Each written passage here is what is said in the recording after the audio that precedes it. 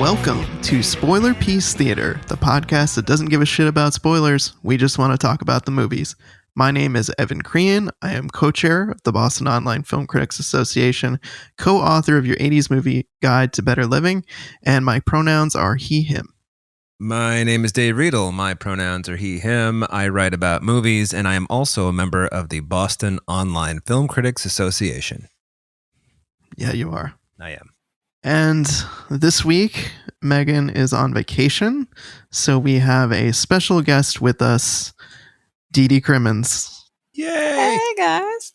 Yeah, I'm Dee Dee Crimmins. My pronouns are she, her, and I am a member of the Chicago Film Critics Association. Boo! Hey. Oh, sorry. Hey. Sorry. I'm from Indiana, if anybody doesn't remember, and I am a big fan of Chicago. Big fan of booing Chicago? Well, no, I'm not a big fan of the Cubs, but the rest of Chicago, I'm fine with. Everyone outside of Wrigley. Yeah. Yeah. Everyone outside of Wrigley. Everyone outside of Wrigleyville. Fuck Wrigleyville. Yeah, no, it's a bad okay? neighborhood. I'm like, I believe you're from the town that my mother calls Fart Wayne. Fort Fun. It's Fort Fun. Get it right. Yeah. But that's correct. I am from Fort Wayne. Yeah. So the closest big city is Detroit. Well, I mean, Cleveland, Detroit, and Chicago are all roughly the same distance, just in different directions. So Chicago is the coolest of all of them. So that's where you go. Yay. Thanks for having me, guys. Yay. I was going to say it's been a while, but I need to come back occasionally to maintain my Alec Baldwin status. Yeah. That's true. Yeah. I think you hold the record for sure of most guest appearances on Spoiler Piece in all of its iterations. Yeah. That's probably Yay. true. So would So you we're prefer always- Dee Dee Baldwin or Alec Crimmins? Which would you prefer?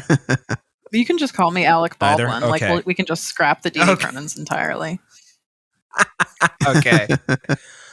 Oh man, imagine how our social media will blow up. And our special guest this week is Alec Baldwin. And then they tune in. There's a woman. It's like she doesn't sound like Alec Baldwin. What the fuck is this? They can deal. Well, I'm sure Yeah. Alec Baldwin would have something spicy to say about He it should too. be may. so lucky. I know. that's true too. Well, as always, we're here to talk about movies. And before we dig into this week's movies, just wanted to plug our Patreon segment, our Patreon exclusive audio this week. We are talking about the 2008 Clint Eastwood directed movie, Gran Torino. And why we picked that will make more sense in a minute. But that's what we're talking about over on Patreon. So you should definitely check that out. If you're a patron, if you're not a patron, you should consider signing up. And this week on the show, we are going to be talking about Small Engine Repair. We're going to be talking about the new Clint Eastwood movie, Cry Macho, which is why we talked about Gran Torino. There's definitely, I feel like there was some Yeah. similar stuff going on thematically between movies.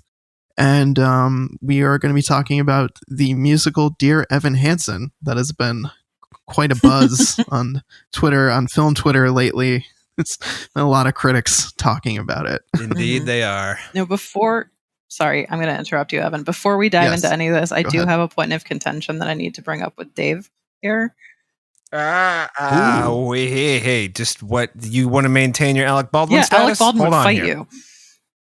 All right, He would. Let's hear it. He would. So, in terms of a very recent episode wherein you claim that Malignant is not a horror film, I was correct. I was walking around my neighborhood in Chicago making faces and hand gestures during that entire conversation at your wrongness. Interesting. So, were you given strange looks by the citizens of the second city while you were not doing bad that? at night. There's a lot of weird shit around here. Yeah. Okay. Well, I can picture that too. Yeah. I can picture Dee Dee like angrily making faces and shaking her fists at Dave. Yeah. Yeah. Well, unfortunately, you're wrong, but that's okay. You're allowed to be wrong. This is As spoiler are piece. you. So, yeah, exactly. Yeah. Well, I would say as our resident horror expert, Dave, you're definitely wrong because Dee Dee has the horror expertise. I don't know. I mean, I think that if you're a professional film critic, which we both are, all three of us are actually, then I think that you are qualified to decide whether something is horror or not. So, I mean, you're also qualified to tell your colleague, you're wrong, it was horror.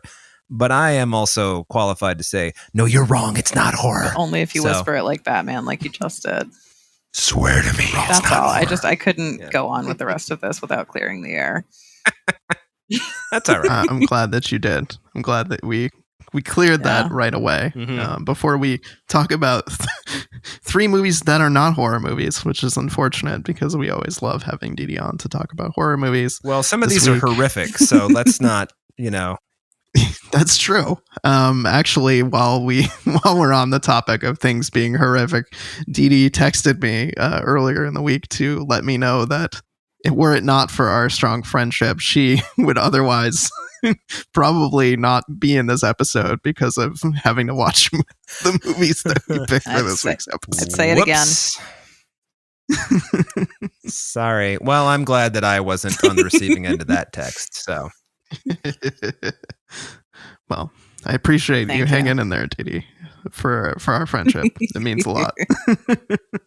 So let's just jump right into small engine repair.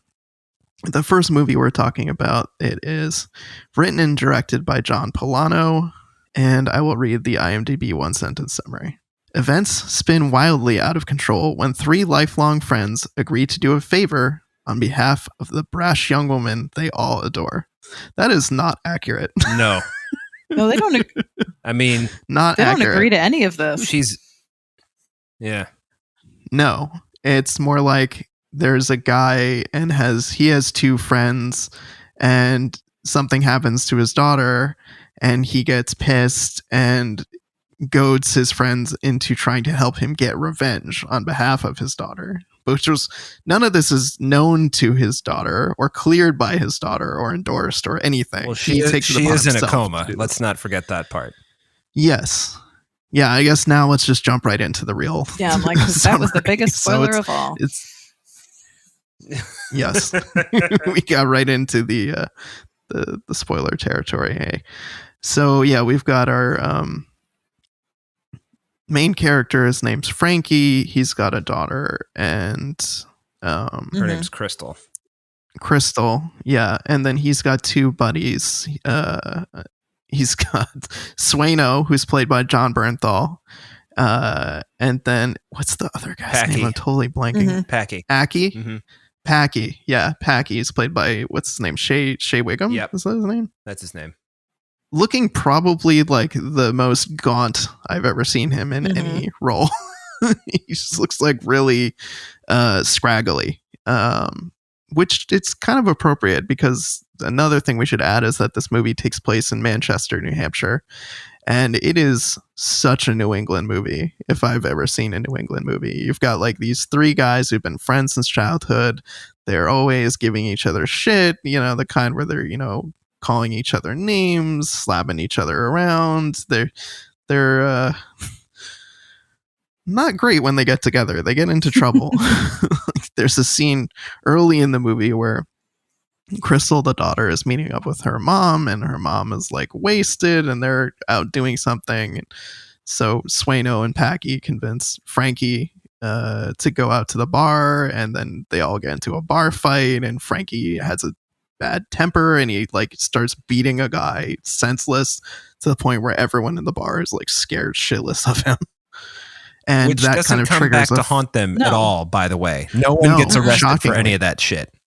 Yeah, shocking. Considering he almost beats two people to death. Yeah. Yeah. It is impressive that nothing happens after that. So they all kind of swear off seeing each other because this is like a pattern for Frankie. He kind of gets into these nasty bar fights, loses his temper, and he's just pissed at his friends for starting this fight and fucking things up.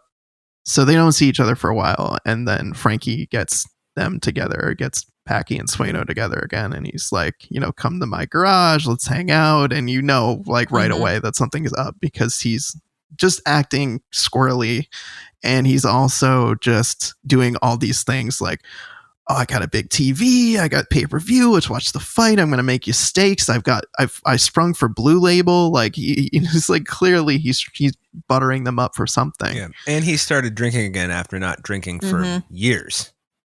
So. Right.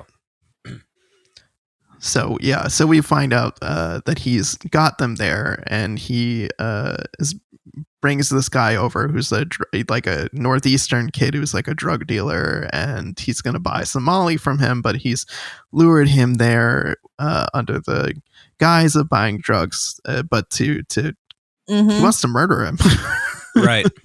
Let's not beat around the bush, because this guy was horrible to his daughter and like sent naked pictures of her to people and made fun of her for having certain body parts. It's just like he made fun of her physical appearance, and to the point where she tried to kill herself, and she's now in a coma. And so Frankie's pissed, and he wants to kill the kid, and he lets his friends in on this after he hits the kid over the head with a hammer when he tries to escape. And then they're all kind of faced with this decision of whether they're going to actually kill this kid or not. And then the ex-wife shows up as well, because she's looking for the daughter. She's in town. She's sober now, strangely enough, and they're trying to decide what to do after she gets there and finds out what's going on. Oh, I should also mention Jordana Spiro, who plays the mother, used to be in the show, I think it's called My Boys, which took place in Chicago. There we go. There you go. Ooh, yeah. Chicago connection. Chicago connection movie, yeah. And also, I think before we get in any deeper, I think we do need to acknowledge the fact that the opening title card said Manch Vegas. Because it's not just in New England, it's not just in New Hampshire, it's in Manchester, and they say Manch Vegas in like a really weird soulful way later, and I've never heard anyone say it when they're not just like completely joking and poking fun at the city. Right. Yeah, same. I remember people referring to Manch Vegas quite frequently because a place that I worked had a location in Manchester, and so people would constantly refer to it in a derogatory way as Manch Vegas. So I've got to go up to Manch Vegas. Ugh, gross. I got to go to Manchester. Like, so yeah, it kind of has this reputation as kind of like I don't know. It's not bad. It's just kind of like a blue collar working class kind of place, but it's not known for like entertainment and lots of cool stuff to do. So it's it's believable that these guys would hang around in the small engine repair shop, this guy's like lawnmower repair garage, and like watch the fight and drink beers, and like there's not much to do other than like go to the bar, get wasted, rinse, repeat. Yeah. So I feel like we've summed up most of the movie. Kind of like hit the broad strokes, except for the end, which we can talk about later. But I wanted to find out more about what you both think of the movie. I'd like Dee Dee to start. About halfway through it, I was like, this feels like a play.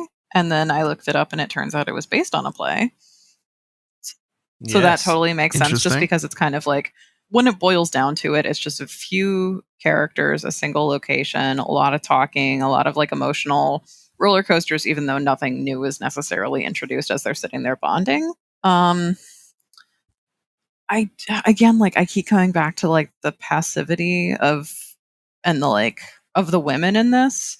And I would be interested, because I just looked it up and I was like, it's a play, and I didn't look into it at all. Like, I don't even know if those women would even necessarily be on screen, like, or on stage if this were during the play, because I don't think there are any women in the play. I think there you go. The 4 men are the that totally makes sense, because the daughter, like in the beginning, there's like framing, and they show how much she gets along with them, and she can shoot the shit, and she's really wicked smart, and she's going to go to like LA for school and all this sort of stuff. But it's like all of that's completely unnecessary, because she in the end is someone who needs to be avenged and needs to be like have her reputation rescued by her dad, and she's not a part of the equation anyway. Granted, she's in a coma, but like the way she got there is kind of like it's the guy's fault, but on a certain level, it is kind of her fault too, for like falling for him and sending nudes and stuff like that. I don't feel like the film punishes her for that at all, but also again, it makes it seem like she's just like so not actively participating in her own story, which is kind of weird. I don't know. Yeah, again, I keep coming back to like, I really enjoyed getting to know these guys and get to know their backstory and seeing them be a little bit emotional and a little bit available for them to consider being wrong or learning from their mistakes. I thought was really fascinating. But the actual, like, when it came down to what the film was actually about, because, like, you see them bonding a shit ton before you actually get to the point where this guy, can't believe his name is Chad, shows up to sell them drugs, even though he's been... I know that's a little, I mean, I know that that's on purpose, but that's so Right? on the, like, you know, the moment that he's like, this guy Chad's coming over, you're like, well, Chad's an asshole. I mean, Right. this is 2021. Yeah, and they like You make a know? point of showing that like Chad's a Northeastern kid. He's got some money. I'm like, why is he selling drugs? And why is he going all the way up to Las Vegas to sell drugs? Like, but yeah, it just seems a little, up until that point when I'm just like, oh, this is what the plot is about. Like, I was actually kind of enjoying getting to know these guys before then. So I don't know if you guys felt similarly at all, but maybe just because. Okay. I did. I mean, I actually enjoyed a good portion of this movie. For me, and we'll talk about this more in a minute, it really fell apart in the ending. Like, for me, the last 5-10 minutes, I feel like, is where the movie really lost me. But I was on board with it. I enjoyed spending time with these characters. They're all kind of fucking idiots, but, like, I like their rapport. I think they had a good rapport, and it held my attention. Like, once I kind of, like, going in based on the plot summary that, something, they're going to have to do something unsavory or be asked to do something unsavory. So it's just a matter of, like, what is it? And then when you get to the point where the buddies are outside talking to Chad and he starts talking about this girl, you're like, okay, I know what's going on here. The dad's squirrely. He's invited him here. He, like, did the thing where he only gave him part of the money for the drugs. He's been drinking a lot. Okay, this clearly has to do with his daughter, and I can see now where this is going. Yeah. So I didn't really love this, and I was the one who was like, we should watch this because it's about local people, sort of. So sorry. I think part of the problem that I had with it is, much like Didi, I was watching this going like, this is one location. What is this? And then I was like, oh, it was a play. Makes sense. I thought that John Polano, the writer, director, star, I thought his performance was really mediocre.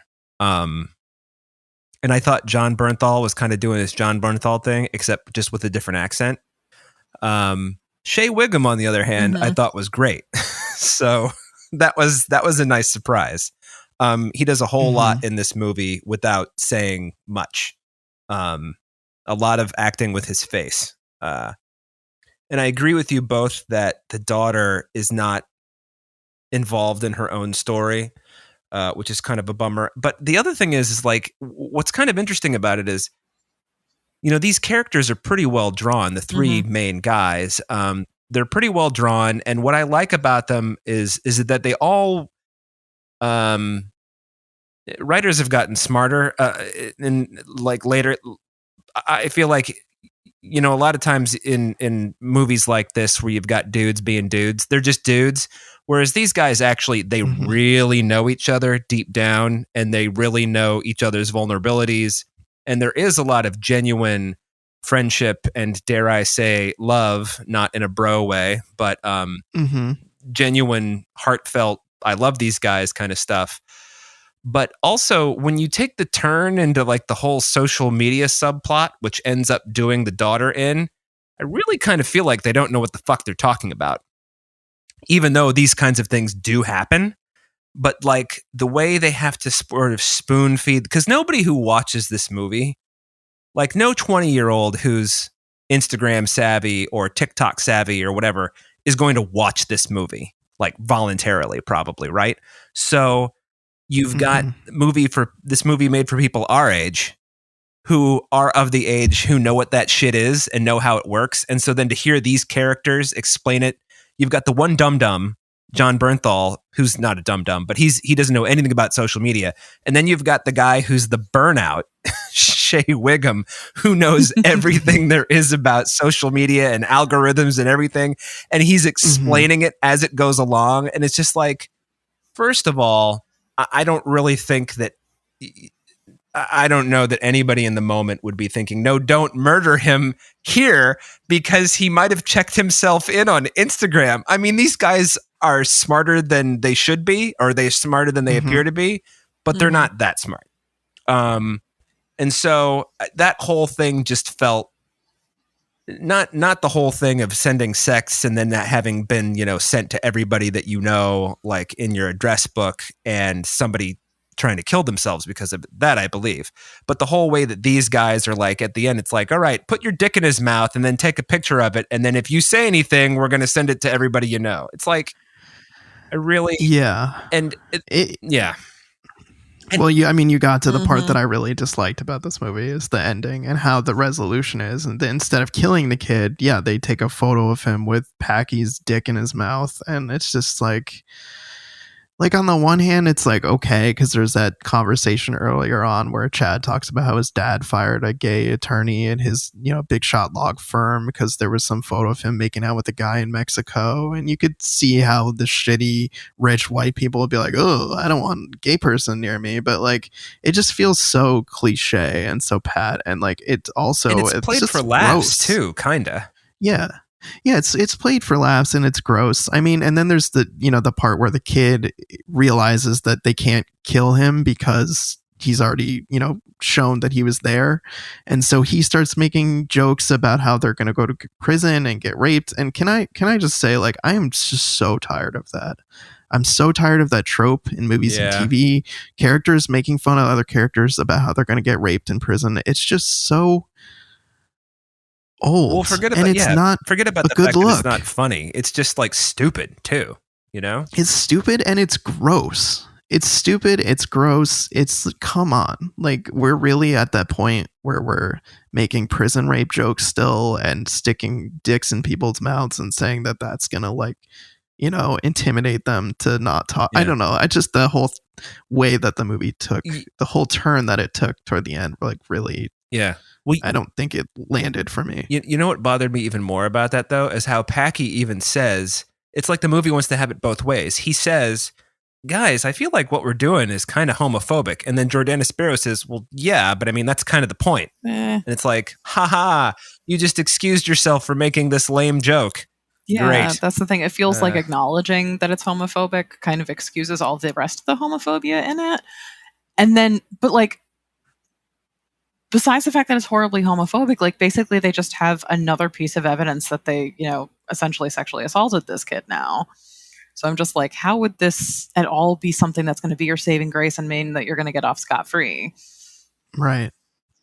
Yeah. It doesn't even all out at the end. No. And it's illogical. And it's like, homophobic and heteronormative and all this stuff. And like, yeah, the kid did say like, oh yeah, my dad fired a guy for being gay, but just the idea that like there's nothing worse than being gay because then your dad would disown you and the worst possible things that happen to people in prison mean they're gay. You know what I mean? It's just like this really strange version of, and I don't feel like it's making a comment on Manch Vegas being homophobic or possibly behind the times. I think it just kind of is like, well, this is how the world is.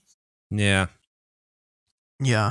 I mean, it almost feels like they wrote them. He wrote himself into a corner. It's like, okay, this seems like a way out. I was gonna say it's one of those endings that like might kind of work in a play. I don't see it working that well, but I could kind of get it. But in a film, it's just like, wait, what? Like, yeah. Yeah. I almost would have had more respect if they went ahead with the plan to kill him, or if they went ahead with the dad's plan to just turn himself in than to go the route that they did. Yeah. I mean, then you could have had it both ways. It would have been cheap, but then you could have been like, dad turned it in, but they also released the photo. So, because he's going to prison anyway. So why not release the photo? I mean, I don't know how you're going to get like all the metadata off it. I guess you could like email it and then do a screen grab. I don't know. But the other thing I wanted to say is when this was a play, as much as I like Shea Whigham, I would have liked to have seen James Ransone as Packy because he played it in one of the he played Packy in one of the performances. So if anybody out there listening doesn't know, that's Ziggy from The Wire. So anyway, yeah, I'm small engine repair, mixed bag. for me. Mm-hmm. Yeah, I mean, I liked it, but the end, I feel like it really didn't stick the landing with its ending, and I felt just kind of turned off by it. Yeah. Yeah, I was going to say I have too many issues with go it ahead. to enjoy it, but it doesn't mean that it was completely a hollow experiment. But also, like, give me a name I can Google a little easier. Fair enough. Shall we move on then to Cry Macho? Must we? Shall we? I mean, Yeah, let's do it. So, Cry Macho is Clint Eastwood's latest movie. He directed it. It's written by Nick Schenk and N. Richard Nash, based on a novel by N. Richard Nash. And let's do our plot summary here. A one-time rodeo star and a washed-up horse breeder takes a job to bring a man's young son home and away from his alcoholic mom. On their journey, the horseman finds redemption through teaching the boy what it means to be a good man. Yeah. I mean, this movie is just kind of like mediocre in every way. Also, like, yeah, he wasn't taken away from his mom because she's an alcoholic. Yeah, it's because she was pimping him, which is considerably worse. Actually, it might not be. You might be an alcoholic and pimp your kid. I don't know. But yeah. But it's weird because that situation is treated as kind of like a throwaway situation in the movie. Like, they don't really address it or come back to it. So, like, another thing that's weird is, so this movie takes place in 1979. And that's when this book was written that it's based on. But it feels strange to have Clint Eastwood at his age, 91, in a movie that takes place in the 70s. It just, I don't know, it's weird to keep that setting of the late 70s, other than, like, it just makes it easier for him to cross the border into Mexico to get this kid. Right. Aside from that, it just, I don't know, it feels weird to have this movie in the 70s, and I don't understand really why you would cling to that time period. Because I didn't feel like it added much to the rest of the movie, but for crossing the border and, like, the idea that they could be, like, kind of meandering around without people tracking their cell phones or credit cards or things like that. That's really the big reason to do a period piece these days, isn't it? Because that way you don't have to worry about, like, the eye. So yeah, but it's also like he's driving a dusty old beat up pickup truck or Bronco or whatever it is. But it's kind of like, well, that would be like what a 70s car would look like now. When is that car from? Like, it's not like a 40s car. Yeah. Good point. I just want to mention that they started shooting this movie with Roy Scheider in like 1990, and it was never finished. So Clint Eastwood's been trying to make this movie in some way, or Albert Ruddy has, and Clint Eastwood's been in and out of this project for years. But they've been trying to make this movie for nearly 40 years, and this is what we get finally. Yeah. So it's an interesting movie to watch in perspective of having just watched Gran Torino, which we talked about in the Patreon audio, because you have Gran Torino, which is this, portrait and celebration of this, like, hyper masculinity and, like, toxic masculinity. And then you have a movie called Cry Macho, which is supposed to be kind of a counterpoint to that.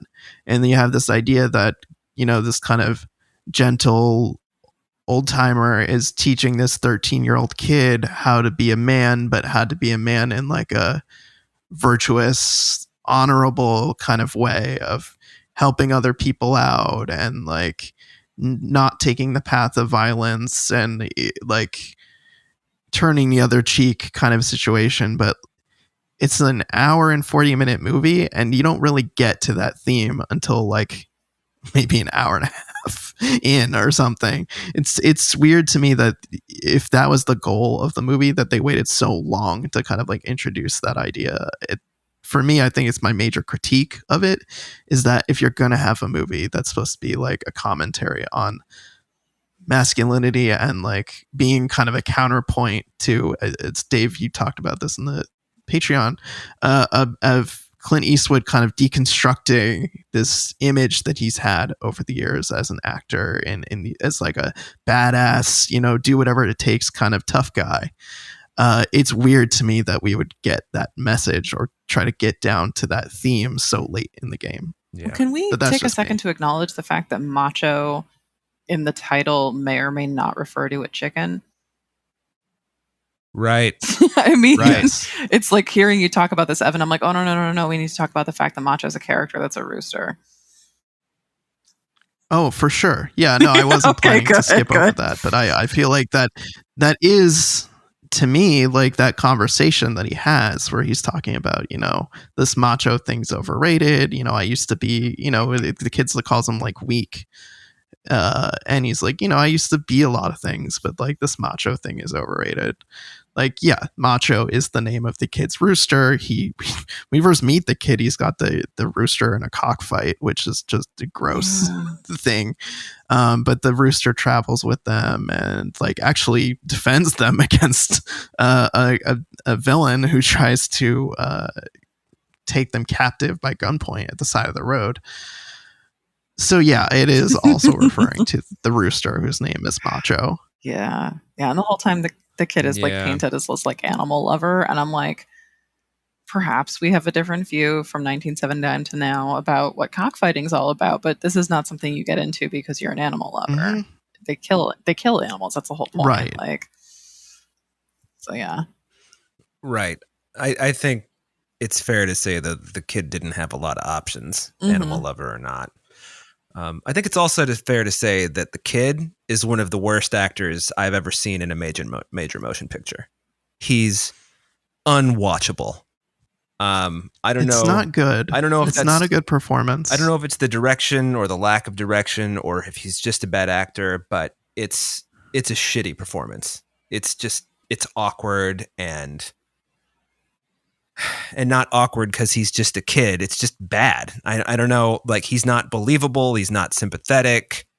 His line readings are all over the place. Sometimes, he delivers a line really well. And then like a scene later, granted, they're not necessarily shot back to back, but it's like wooden or like too much emotion. It's just like, fuck, Clint, do some directing. Mm-hmm.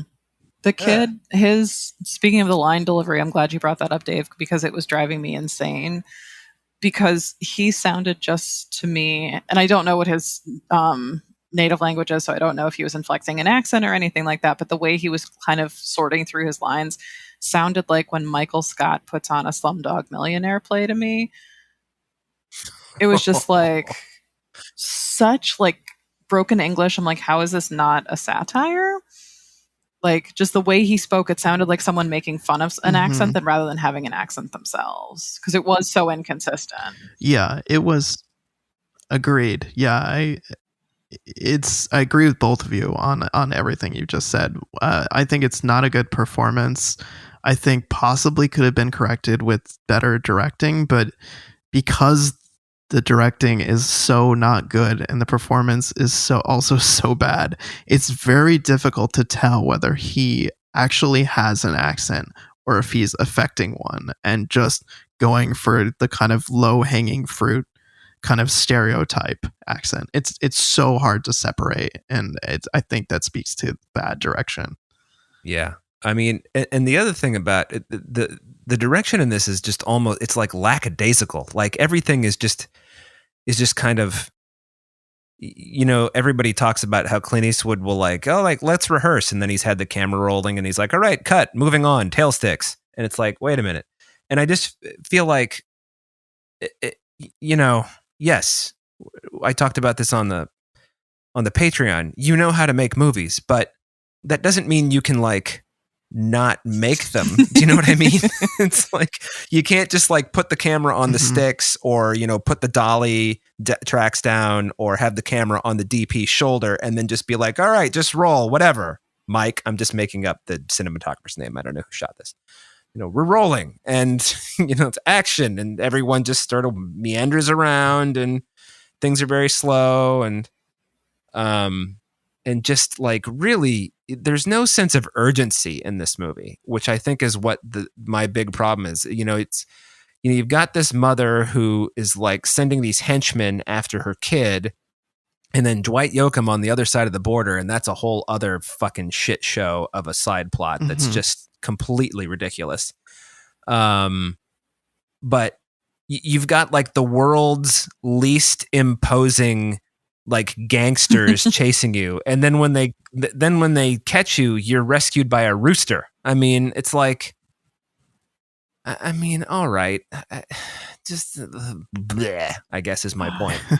Yeah, well, to that, yeah, in terms of like really sloppy directing, writing, I don't know where the category sits, but clearly I think both of them are at fault.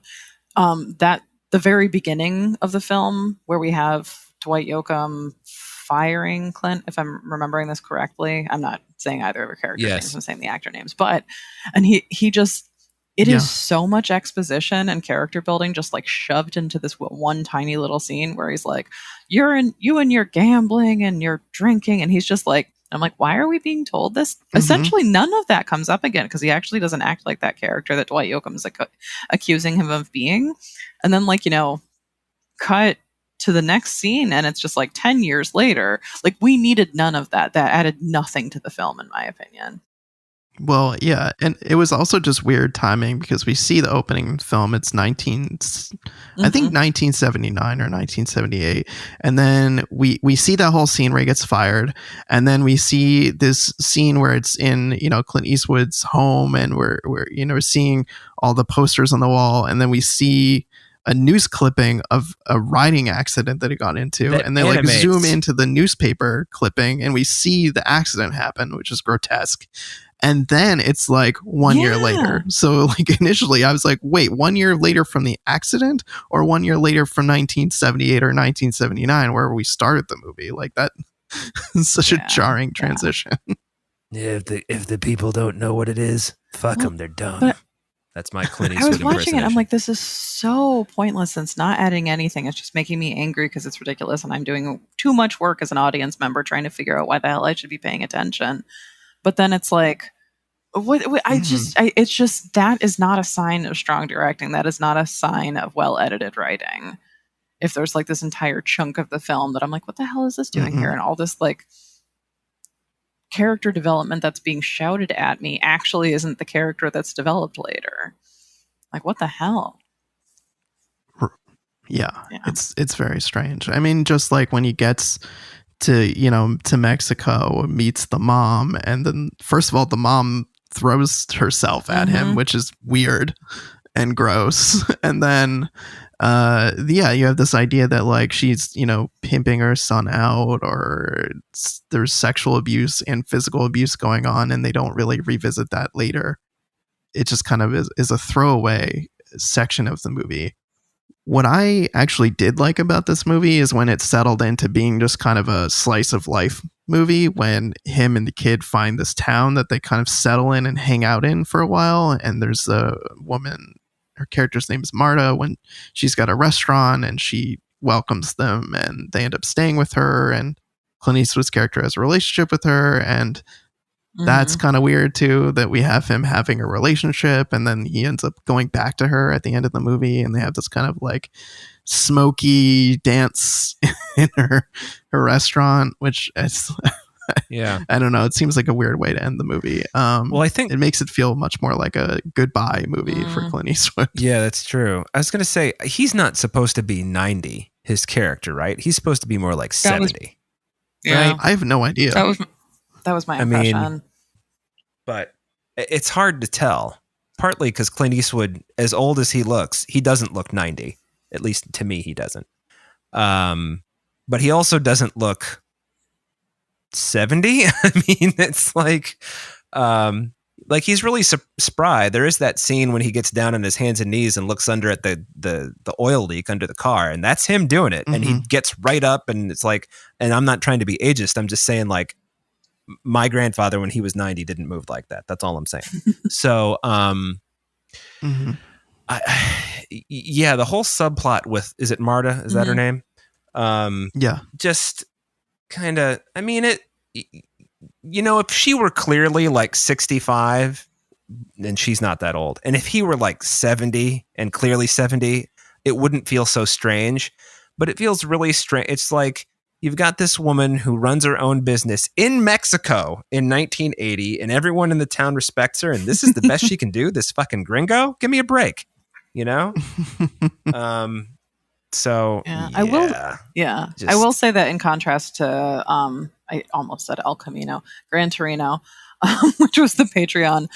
This one feels more like he is grateful for having her in his life, whereas the other one felt like they should have been grateful for having him in their lives.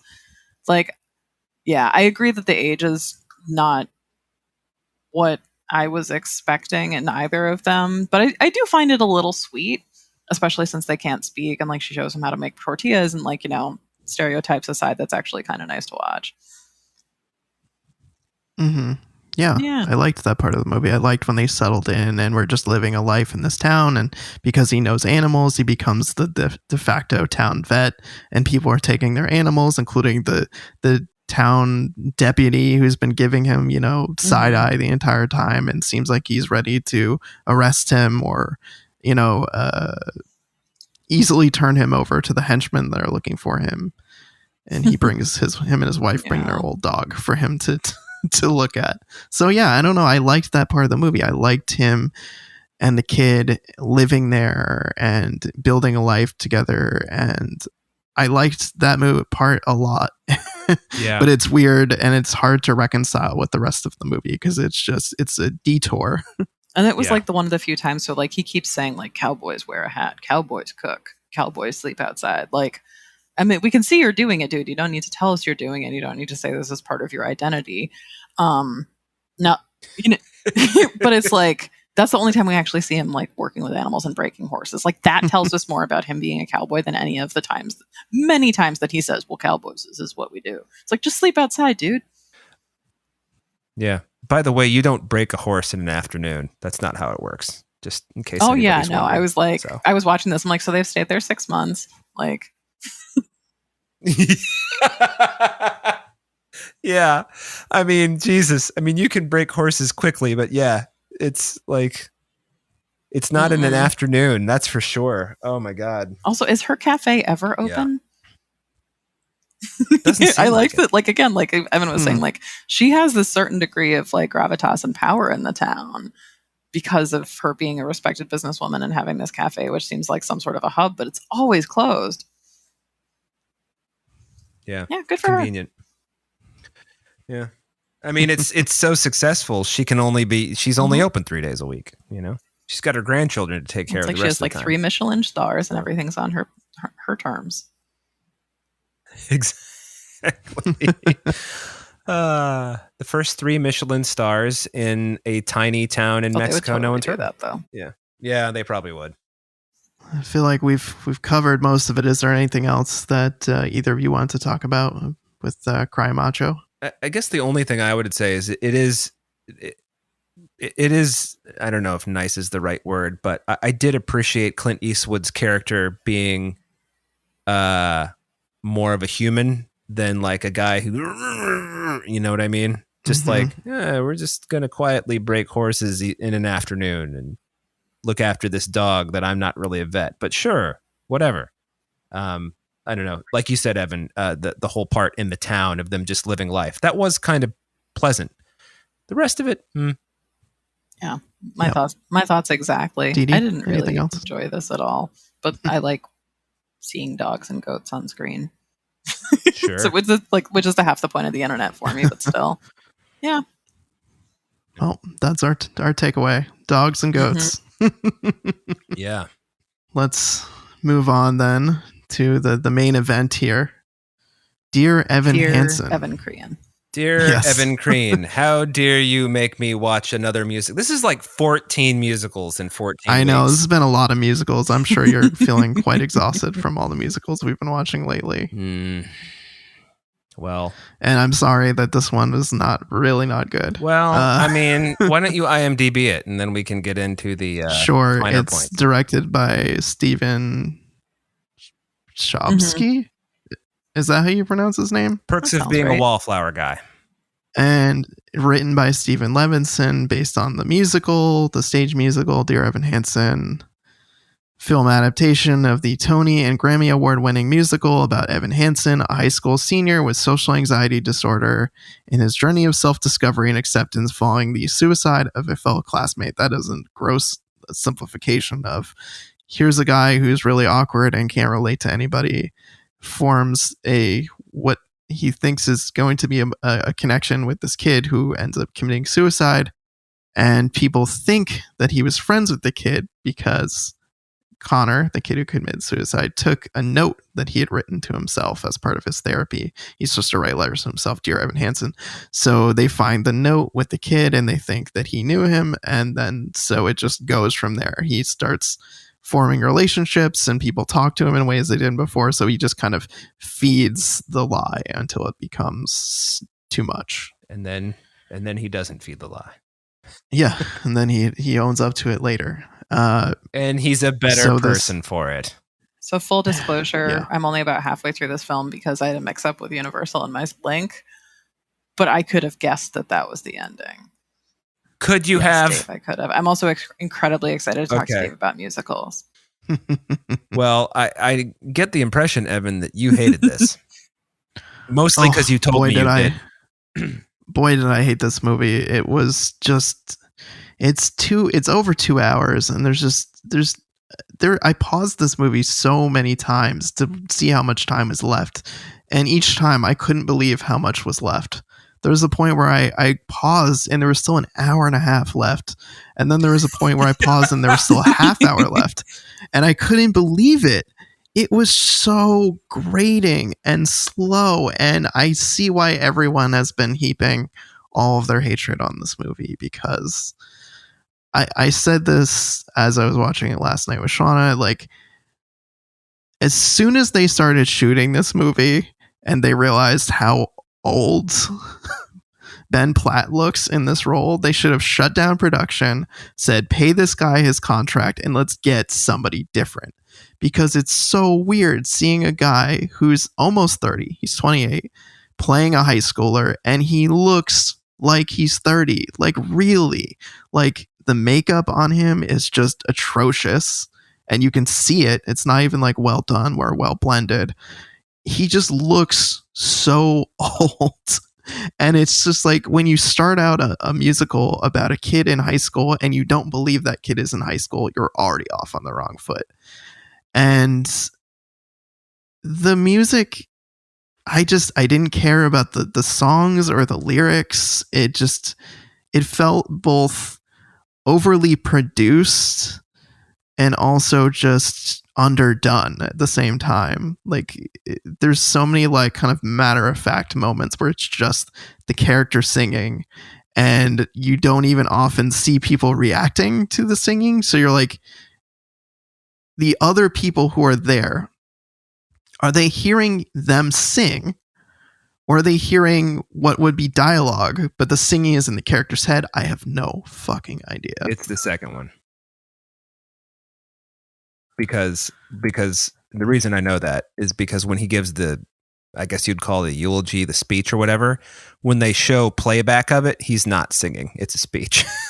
He's Does that mean but does that mean That's when he's true. like walking into school for like the first day that he's just talking that whole thing to himself, or is that an inner dialogue?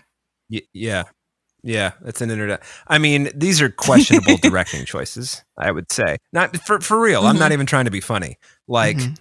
there is this movie is all over the place with its tone. I think as age inappropriate as Ben Platt is as Evan Hansen, I mean, you also have to remember that Alan Ruck was like 27 when he played Cameron Fry, you know, and Aubrey Plaza was 29 when she was in what's the movie where she's the high school kid trying to lose her virginity? What's that called? Ingrid? No. Was that No, Ingrid Goes that's West? a different Or am one. I thinking of a different one? I don't remember what it's called, but, and you know, Andrew Garfield was like 29 when he played Peter Parker. So it's not like this hasn't been done. And Andrew Garfield looked 29, by the way, playing Right. 17. Well, yeah, but I just feel like this is so glaring and so distracting that, like, I get why you want to have Ben Platt because he played this character in the Broadway show and he played it for so long and he was so iconic in that performance. But I feel like it really, for me anyway, hurts this movie significantly because it's just so distracting to have someone who's clearly not anywhere near this character's age, and so that's like already a first strike. But yeah, I feel like I'm talking a lot. What did you do, Dee Dee, from what you've seen? Dave, I know you hate musicals. What are some other things you think about this movie? Yeah, I think for me, I was less distracted by his age because I was willing to suspend my disbelief and be like, okay, I get it. I mean, it's also he's walking around singing, so that's not realistic either. So I think that kind of let me give the film a little more license to not exist in like our plane of reality. The thing that got me is like the musical numbers I did see are just so underwhelming. They're not musical numbers, they're just him singing to himself.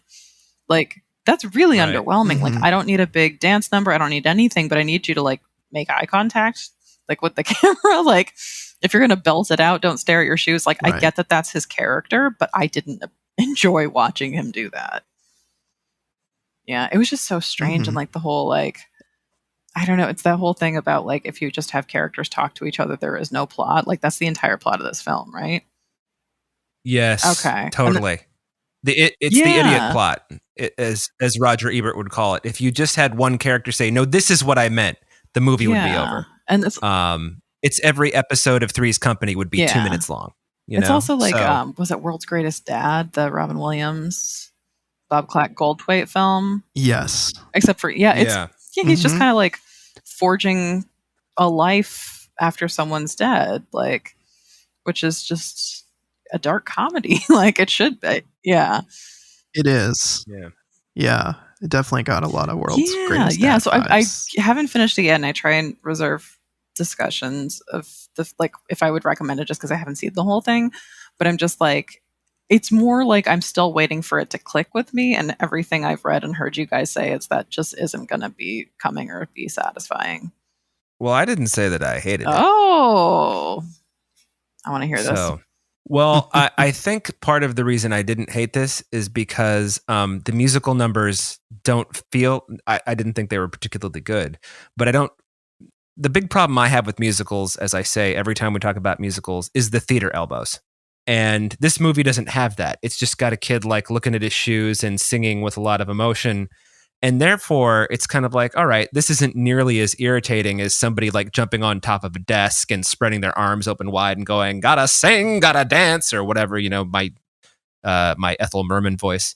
And so that wasn't so bad. I think what was difficult for me was, like a lot of musicals that go to the screen, a lot of things that you can forgive in musicals, like strange gaps in the plot that you don't notice because you're watching the beautiful scenery change. So you just stop thinking about the fact that, like, wait a minute, he was just talking about how he I'm just making this up. He shot up a bunch of drugs and OD'd. And now over here, he's just like walking around like nothing happened. It's because, the stage changed and then 6 months later and whatever.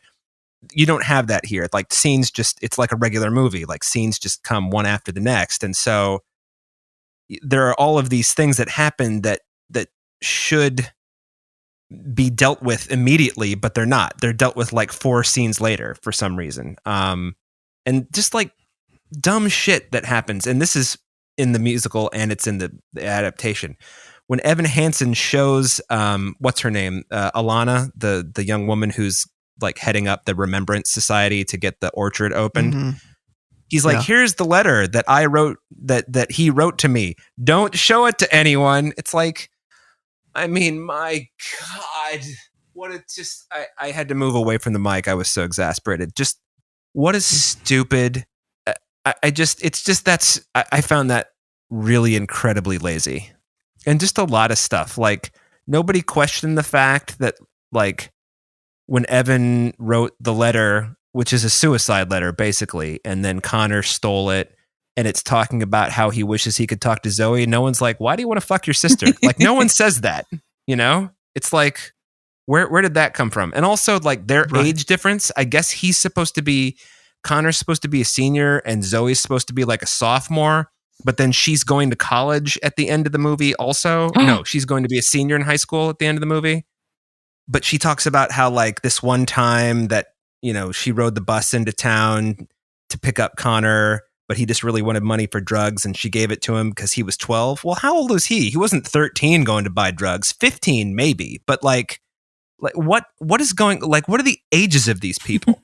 You know? And what's with the weird comedy with Nick Dodani playing the same character that he plays in Atypical, by the way, doing the whole like writing the fake emails thing? And why doesn't anybody sell him out for writing all the fake emails with Evan? Right. I mean, yeah, they write a whole fake correspondence that Evan was supposedly having with Connor. Yeah. That was actually one part of the movie I thought was funny when they were sitting there drafting the emails. It was and funny, we see but it was wild. Connor singing and then adjusting his number based on the revisions to the emails. That was actually funny and entertaining, and I thought done in a creative way. But also kind of out of place in this really heavy drama, you know? Yes. Kind of a nice change in pace, because I mean, this movie is heavy because the story's heavy, and it doesn't help that Amy Adams is on the verge of tears in every scene she's in. I mean, she's selling it, that's for sure. But like, and Caitlin Dever's good. She's always good, but it's like she's also getting a little too old to be playing 16. Like, I think she's 26 or 25 in real life. I mean, I know I was just saying that I forgive Ben Platt for being nearly 30, but yeah, it's just, I also don't believe that Amy Adams has kids that age, but whatever. That's another, you know, gripe for another time. So I don't know. I didn't hate it though, partly because I sort of identify or can empathize with Evan Hansen's extreme inner turmoil. I don't know how else to describe. They don't actually ever. Do they ever? Evan, help me out here. Do they ever actually say what he's being treated for, other than, you know, depression? He has that conversation with Amanda Stenberg about their mental health, where he mentions what he's on, but I don't remember him specifically saying. I think he says anxiety, depression. I don't remember him specifically putting a name to it, but definitely he's on a few things. He's, you know. And she's on 10 milligrams of Lexapro, which I know different medications have different milligrams. Like 10 milligrams of one thing is different from 10 milligrams of another thing. But still, he's like, I'm on these 14 drugs. And she's like, I'm on one. It's like, all right, I identify with you. It's like, wait, let's just take this back a second here. It's like one of these things is clearly not the same as the other. But okay, fine. But I did appreciate that the story went there. That I did too. Have people talking about their mental health, especially someone like her character who presents to everyone else as having her shit together and being kind of a superstar overachiever, but her privately grappling with depression and imposter syndrome and all these things that, you know, she's not sharing with everyone else, but sees this same kind of thing in Evan and how he hides it from people. And so they kind of form a bond on that level. I did respect that the movie went there and that we did get that element of the story. I respect that the movie went there, but that's the only time it goes there with her. It's like, she's like, I'm on Lexapro. And then the rest of the movie, she's just like, you know, heading up the foundation, you know? Oh, okay. Oh, sorry, Dee. Oh, no. I was going to say, like, because to what Evan was saying, like, I did appreciate that, because there's always the whole, like, oh, you can't be depressed, you're popular. Oh, you can't be depressed, you're the head of the whatever. And so I feel like in one way it was, or what I saw of it, I felt like it was taking that on a little bit, but also not to play like armchair psychologist. I'm like, Evan isn't a clear cut presenting like he has social anxiety and that's it. Like there's something else going on there where he can't read people. Right. So I don't know. Is that addressed at all? Or is it just kind of like, this guy has problems, but we're working on it? Like, it's not addressed. No. Okay. Because there's that. It just kind of settles into this idea that once he starts interacting with people on a regular basis, he kind of gets better at it, and kind of his walls come down, and he grows confidence and ability to kind of relate to people in a regular kind of way. Okay, that doesn't mean your social anxiety goes away. No. But yeah, no, there's that whole scene in the beginning where he's like talking to his buddy at the like pep rally or whatever at the beginning of school. And like he is not picking up on his, not he's not a friend, he's just supposed to be a family friend, and his friend corrects him on that. He's not picking up on any of the social cues that kid is putting down. So like that for me is more of like, okay, there's something else going on here. And I really hope they're not writing it off just as social anxiety, because that is not how it typically presents. Yeah, I think the movie is, maybe the writers, etc., are not confused, but the movie's a little confused. Okay. So I don't know why, but I think this is another one of those things that, like, on stage, you can kind of get away with that because you've got the theater and the sets, and everybody's like, you're 40 yards away from the actors. Here, Evan Hansen is right in your fucking face, And by the way, if this is his movie performance, I cannot imagine how big his stage performance is, because he had to have toned it down, because otherwise he would have been bursting through the screen. Yeah. So it's not a bad performance. I actually think it's pretty good, but I do think it leans more toward the theatrical than the filmic, Yeah. Yeah. I did read that the music was filmed on set or recorded on set, like live, which I do think makes a little bit more of the naturalistic impression of a lot of the music, because it's so rare that that's the case. Usually they're just singing to a track. So I did appreciate that. I thought they all sounded good. I don't know if I liked the music as much as I wanted to, but I thought some of them, I mentioned this to Evan. I sent this text to him earlier. I was like, in the opening number, when Evan's walking through the hall and he's singing, the sound of his classmates, and I can't imagine that. I would imagine that he was singing and everybody else was like miming their parts. But when they mixed in like natural sound or whatever, it's so loud. I couldn't tell what he was singing. Like, and there were several numbers like that where it's like, what is this kid saying? I have no idea, because his voice is like, not that it's buried in the mixed, but it's covered up by the ambient sound, Yeah. It was weird. Yeah. I think the other thing too is that often the singing in the movie kind of is low key singing. It's like people aren't really like going for it. And I don't know if that some of that is like what Dee was saying, where it's recorded on set, so it's not these like grandiose vocal performances, or if some of these people just don't have that much power in their voice, and so they have to kind of be low key in terms of like how they're singing, and like they can't really go big. But I was really shocked seeing Julianne Moore sing. It was like, wow, you actually seem like you're a singer, and most of the other people here do not seem like they're singers. Yeah. Well, that's the thing. We've seen Amy Adams belt. Yeah. Like, she can sing. Well, her character doesn't really do much singing, though, right? So, and when she does, it's the only time she really has a chance to belt. It's that ensemble number where they're cutting back and forth between like her and Caitlin Dever in her car and like somebody else. I don't remember who all is singing in the number, but she doesn't do a lot of singing in the movie. I don't know if she had numbers cut, if there are numbers added for her. Also, by the way, I just want to mention this movie, when the credits start rolling, it's the 2 hour and 8 minute mark with credits 2:17. And there are 4 numbers I read cut from the movie that are in the stage play. 4? In the musical, 4. So I can't imagine how much longer the musical is on stage, or if they just get through things very quickly, or if the pacing in the movie is just off. But Evan, to your point earlier, there's a lot of dead weight in this movie. So much. And it's weird because I think for most of the movie, when it's not the musical numbers, I was enjoying what was going on. And it seemed like every time I was about to get into what was happening with the characters, a song came up and completely ruined any kind of investment that I was starting to get in what was going on.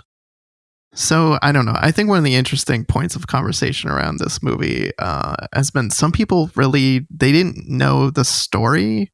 So they got like really angry after they saw it about Evan Hansen as a character, being like, oh, this kid's like a sociopath. He's like lied all this, to all these people, and all this stuff happened. And like, I just think it's funny that people got that angry about it, because like I don't know, it's a situation that just gets out of control, and at a certain point I feel like he almost could do better by not saying anything, because really just at a certain point there seemed to be some type of healing that the family was achieving by believing this version, you know, of their son brother existed. And so it's just awful when, you know, Amanda Stenberg posts the letter that the suicide note, and then, you know, everyone starts hating on the family, and that's I should also mention that she says, Caitlin Deaver says, don't tell anybody that you wrote all the letters. Cut us a break, or that you wrote the letter. No, don't do that, or don't say you were wrong. She says, don't do something, and then he goes ahead and does it anyway. You know. So, sorry, Didi. Oh no, I'm over here grunting because I'm like, come on, dude. Yeah. I mean, I'll save you the suspense. They break up, and she does not get back together with him. That makes sense. So, yeah. I mean, it would be that would be a hard one to explain to mom and dad, I think. But not that you really need mom and dad's approval. I'm just saying it would be hard to explain. Mm-hmm. Yeah, she doesn't say not to tell people. What happens is he goes to, and he's like, I feel really bad that your family is now being attacked about this. And she says, my mom doesn't want to tell everybody that you made this all up because she doesn't want you to like hurt yourself, basically. Right. She's worried that you're going to be so knocked down by this that you will do something to yourself. So like right now it's just easier to let people believe that our family is the bad guy. And he's like, well, you know, I could tell them that I did it. And she's like, well, that's up to you. You have to make that decision. You have to like, does she? I thought she there. told him specifically, don't do it. But okay, I guess she's like, that's your decision, basically. Like, you have to make that. Like, I'm not going to make that decision for you. You basically have to grow the courage to actually do what's right. Okay. Anyway, now that Didi knows what's coming in the rest of the totally movie. Yeah. Yeah. Sorry, this is going to be like the longest hour of your life now. This is awful, guys. I'm gonna anyway, hang up I see anger. why people are. Yeah. So just to clarify, are you saying people are angry, like audience members, because they go into this and they don't realize this is like a teen suicide weird thing? Or it seems that way. It seems like people are going in not necessarily understanding what the story is about and understanding the like problematic aspects of what happens. Not in the like, people seem to be mixing up depiction and endorsement. It's. Oh, see, I have no sympathy for that. Yeah. Some people seem to have that kind of issue, which I didn't. Like, of all the issues I've rattled off with the movie, like, I don't have issues with the character and his choices. I think he does find some kind of redemption at the end on his terms, but at the same time, I don't look around and think the movie excuses his actions. Okay. You know? Yeah. And I think some people feel like the movie does, and I don't agree with that. I don't think the movie excuses what he does. I think he has to own up to what he's done and find some way to make it right in his own mind, even if whatever he does will never fully make it right with everyone else. So my question as a follow-up to that is, for these people who are getting upset, what does the trailer show? Like, is it intentionally misleading? Because I avoid trailers like the plague, so I have no idea. Oh, I don't know. I haven't seen the trailer. I haven't seen the trailer for this. Good work, guys. The whole idea that you're going to get angry because the movie's not what you thought it was, that's just not a reason to dislike a movie. That's like, you know, it's like, yeah. That's most of the reason why I avoid trailers. And when I said good work, guys, I meant that genuinely. Like, I think we all deserve a pat on the back for avoiding trailers. If you didn't know what Dear Evan Hansen was about, that's your fault. Okay. So yeah. Like, I don't like reading reviews or engaging with film criticism where the entire review is my expectations weren't met. And it's like, well, that you're reviewing the marketing, you're reviewing your expectations, not the film by itself for what it is. I do think it's fair game, though, to critique a director on the grounds of like one of the famous examples I can think of is Zack Snyder's Sucker Punch. So Zack Snyder was saying up and down, oh, this movie is like feminist and it's, making all this commentary on like the oppression of women and this and that. And it's like, you watch the movie and you're like, no, No, it's not. this movie is basically doing everything that it says it's not, that Zack Snyder is saying it's not.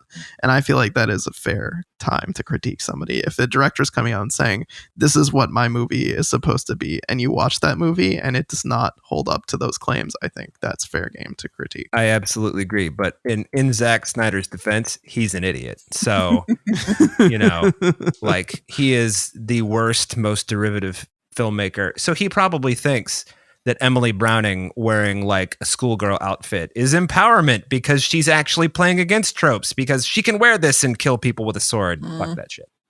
Yeah, it's not a male fantasy at all. No, not at all. Yeah. Well, I think in that case, you can probably critique the film for just being anti-feminist, misogynist piece of shit, and regardless of what Zack Snyder says, right? Right. Mm-hmm. Yeah. So as you mentioned, that is a far cry from Dear Evan Hansen. So do we have any parting thoughts before we wrap up? Nah, I'm all set.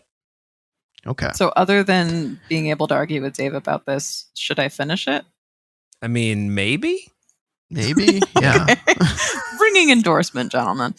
I mean, you've already invested some amount of time into this. I'd be curious what you think of how it wraps up, given, what we've revealed to you, whether you think it's effective, whether you feel like he gets any kind of redemption, whether that's earned, whether people are ridiculous for trying to critique the movie on that level.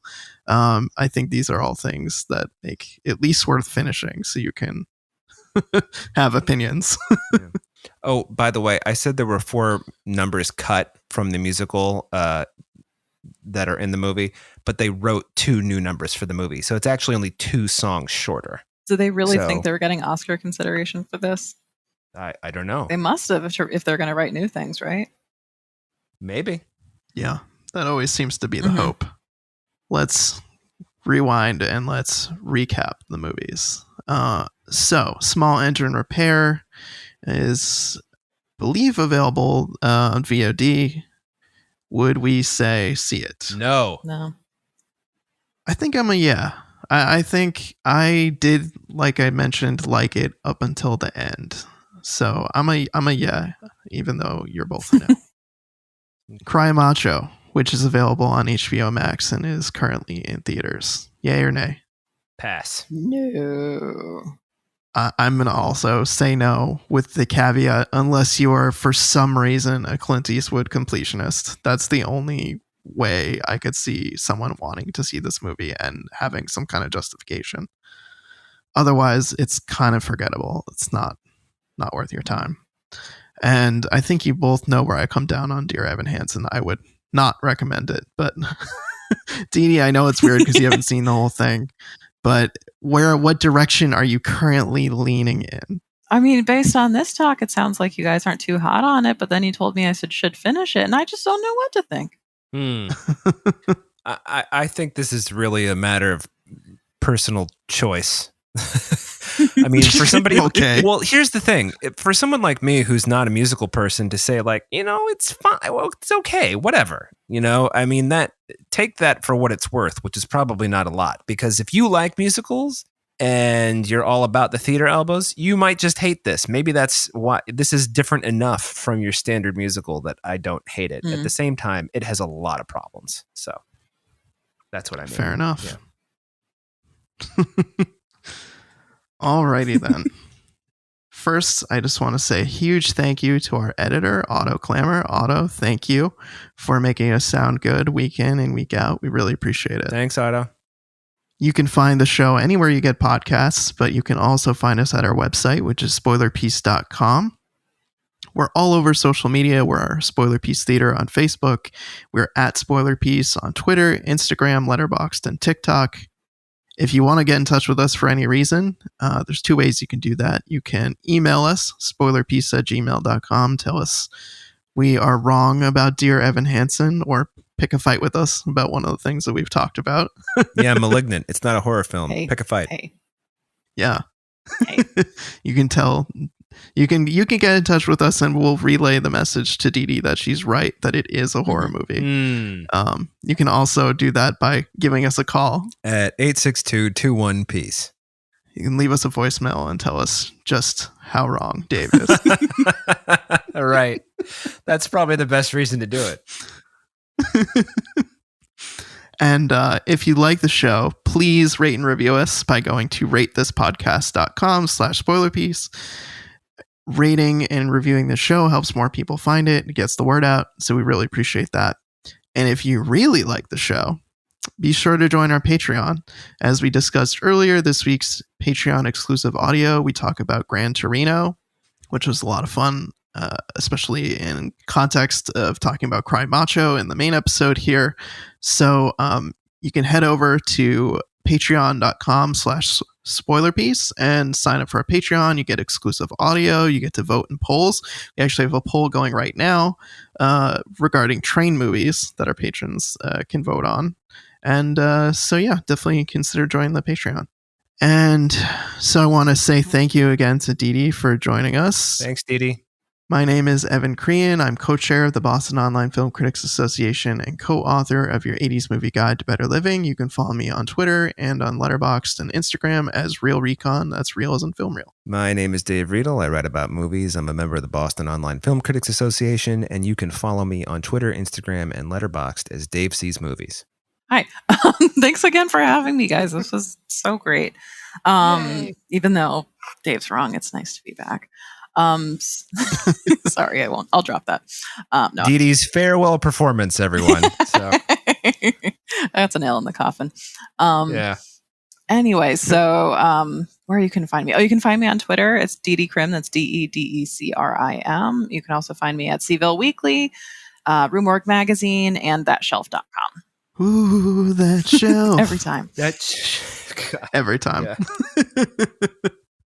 Thanks for joining us, everyone, and we'll see you next week. Bye. Bye.